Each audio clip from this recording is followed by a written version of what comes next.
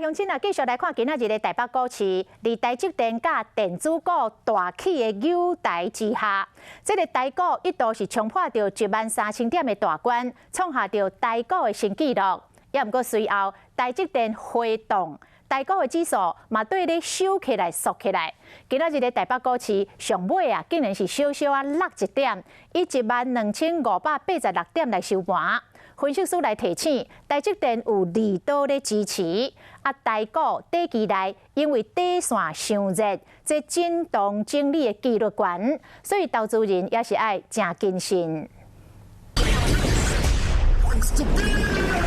未输火箭炮同款，台股冲上天，今日开盘起363点，15分钟内攻上13000点的大关，指数上悬来到13031点，这是历史性的事情。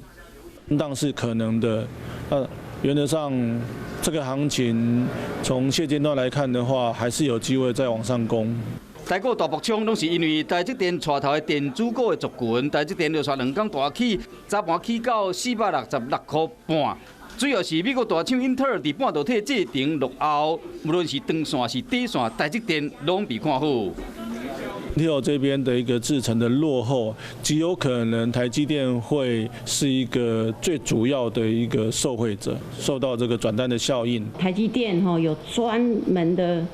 高阶的主管，就为了台积电的这些用水用电跟政府成立平台。是讲台积电伫我起停了后，卖压就出现啊，开悬走价态势嘛，带动大盘落价。大陆讲嘛，伫小起了后落价，